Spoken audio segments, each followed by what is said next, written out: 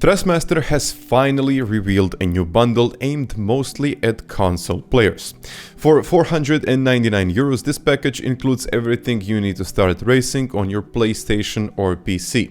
I finally got my hands on the new Thrustmaster T598, and in this video we'll go through every detail of this product and what makes it special. Thrustmaster is pitching the T598 as a groundbreaking entry into the world of direct drive with their direct axial drive technology, claiming it's a new era in sim racing. But the question is, does it really deliver on that promise? T598 is clearly targeted at the specific audience, and that's console players who want to graduate from an entry-level racing setups without spending thousands of euros. For that reason, PC testing will not be included in this test. It just doesn't make any sense to buy this product only for PC. This wheel isn't aimed at the professional sim racers who already own high-end rigs. Instead, it's for those looking to experience the precision and realism of direct drive technology without spending a few thousands of euros on a new setup.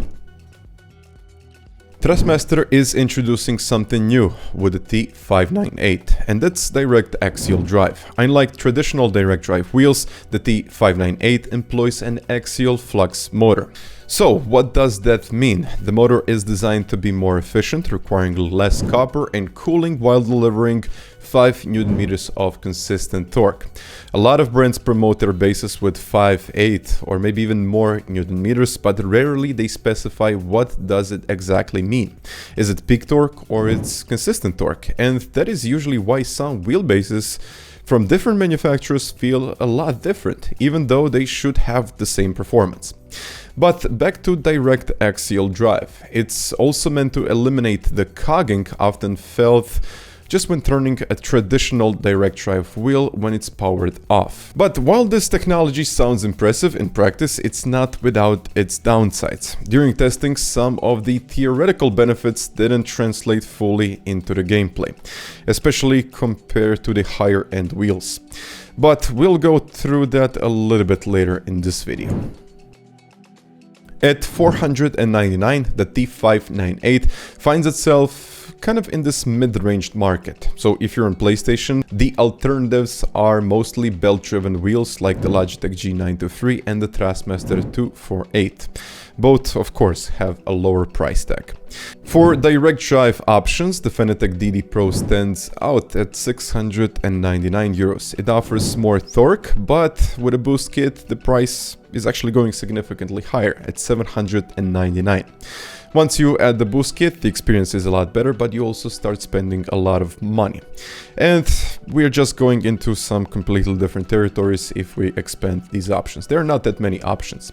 If you're on PlayStation, this is one of the very few direct drive options available at this price point. Maybe the only one in the category under 500 euros.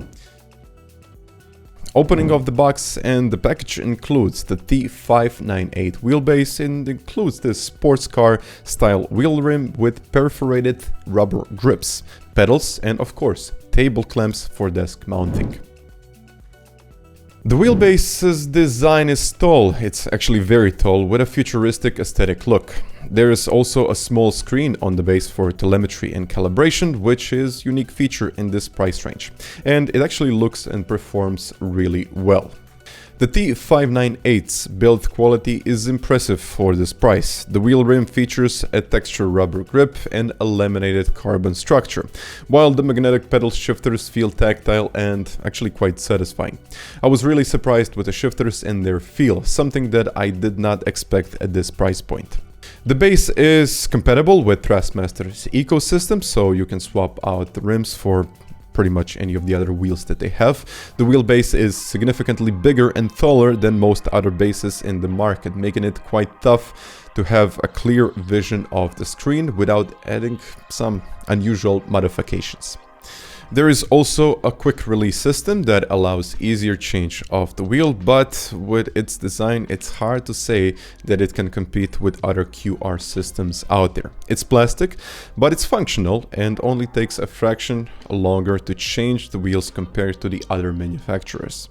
The included Raceline LTE pedals are functional but limited. While they're upgrade from the basic plastic pedal sets, they lack the precision of a load cell alternatives. Having a closer look at these pedals revealed that they offer a lot more than, well, I honestly expected. Few springs, so you can pick out the stiffness of the brake and accelerator pedal. With that, there's also 3 levels that can be picked, which regulates the travel and of course the stiffness of these pedals.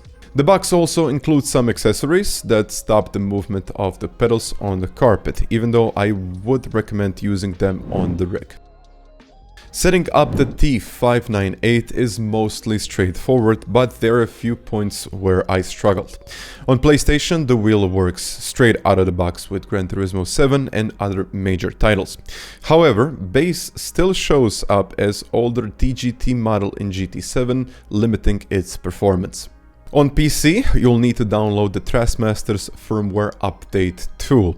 The process isn't as streamlined as it could be. It would be nice if the process was easier and included only one program, which is common with most other manufacturers.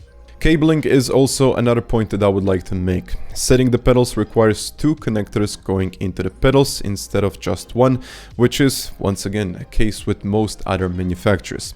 I really cannot take this as a huge downside, as every manufacturer has their own way of managing cables, but it's usually more convenient to have only one cable coming out of the pedals.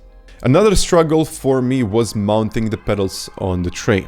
There are drilling templates available on their website, but it would be actually a lot easier if they provided a list of compatible cockpits, which of course leads us to the next issue, and that is the mounting of the wheelbase. I don't think I ever spent so much time adjusting the base on my rig. The holes on the bottom of the rig didn't fit my GT Omega Prime rig, which usually supports most of the major manufacturers, and I never had any issues of mounting any other bases in the past. But okay, the base also includes an additional tray on which mounting clamps can be installed.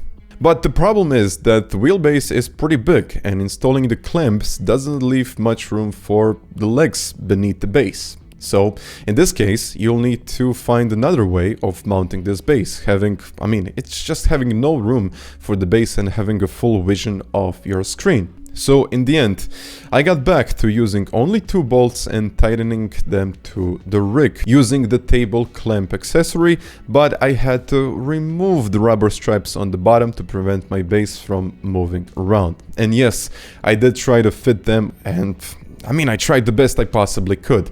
On the table, however, it fits perfectly and I haven't had any issues while setting it up. On the track, the T598 delivers a decent driving experience. The 5 Nm of torque is strong enough for most casual racers, and the axial motor provides smooth and constant force feedback. However, there are noticeable gaps in feedback. Some curbs provide no sensation and oversteer corrections feel a little bit muted. Of course, when I'm comparing that to the other direct drive wheelbases, it just lacks the overall precision and detailing, but I have to mention that this is directly comparing it to the more expensive hardware. Pedals are functional but hindered by their lack of calibration options. The brake pedal and the acceleration pedal have a noticeable dead zone, making precision braking and acceleration, well, a lot more challenging than what it should be. This part was probably the biggest challenge for me, since I just couldn't modulate the brakes in the way that I would like to. And also I had a feeling like I was driving based on my previous experience rather than adjusting to the feedback of the bass. There is almost no way to know when the car understeers or oversteers until it's actually too late. I have to mention that I was still able to win a couple of races while testing this bundle. But as said before, I think most of it is basically my previous experience with other bases and of course cars and combinations, but it wasn't about the feedback that I was receiving from the bass.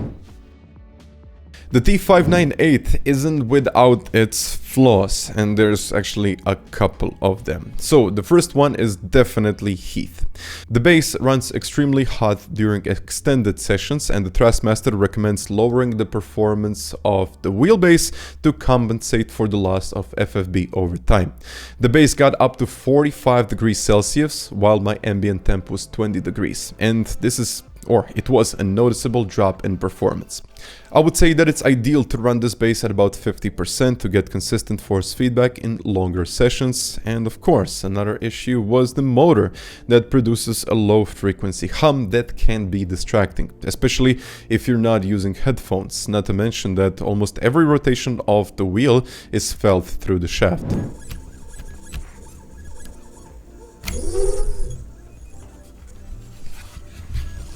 Subtle hums, but it can be distracting over time.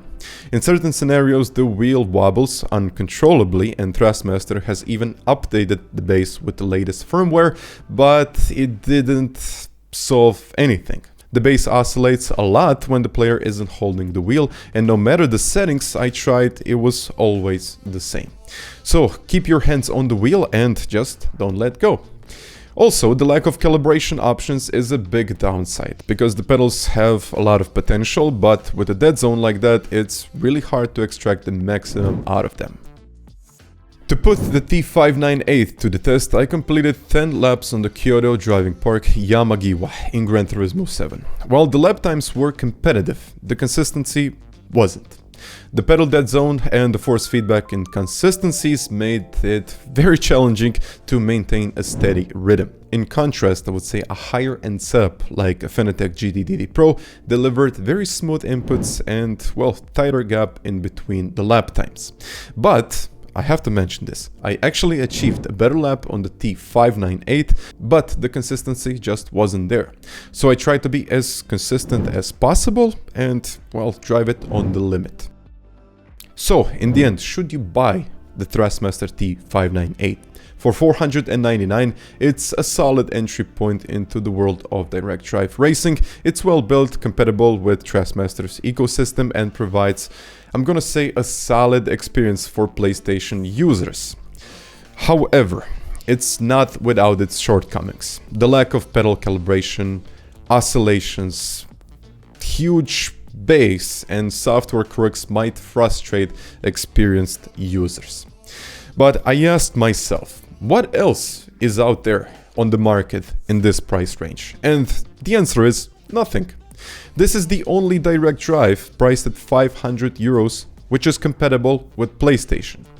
So if you're new to sim racing or upgrading from an entry-level wheel, the T598 is, I'm gonna say, a strong contender. But if you're looking for flawless performance, you might want to wait for future firmware updates, spending a little bit more on a higher end options.